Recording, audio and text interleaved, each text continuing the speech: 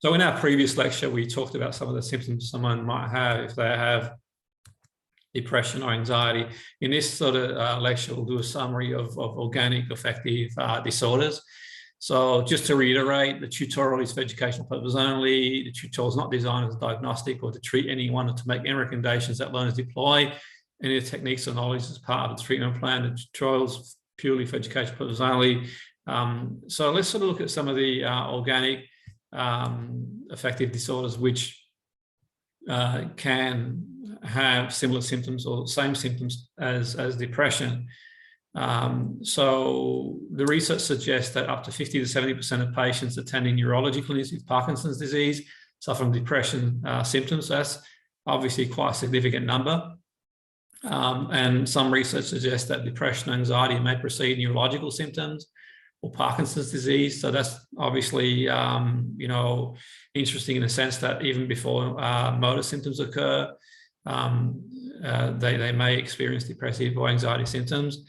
Also, the research suggests that people with depression have 3 times higher risk of subsequent Parkinson's, which is probably because of missed or undiagnosed Parkinson's disease in people with depression syndromes as maybe the first manifestations. Brain tumors amongst the symptoms could be loss of interest, low mood, poor appetite, problems with concentration. And I guess that sort of suggests that it's just really important for the therapist to watch out for symptoms that don't really match with depression or bipolar.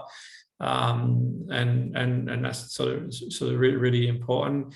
Cerebrovascular disease, so half, apparently, well, according to research, up to half the stroke patients suffer from depressive symptoms even 1 year later.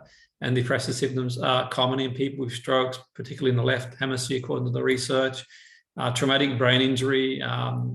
So the research suggests that common conditions disrupts the white matter in the brain. So obviously can sort of have an impact and produce various symptoms similar to depression. Different forms of dementia as well. So neurological conditions that can lead to symptoms that are reminiscent of mania or depression, different forms of depression, of dementia, epilepsy on or before a seizure. That's sort of the research suggests that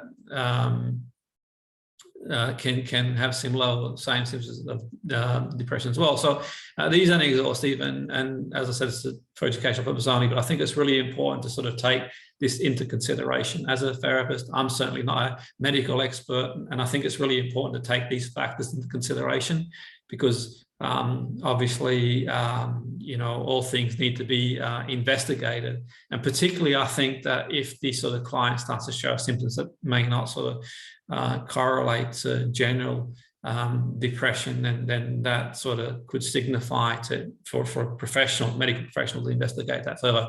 And that's why it's really important for a therapist to sort of work in their own remit of expertise. Because obviously it's really important that the sort of client gets the best help possible early on.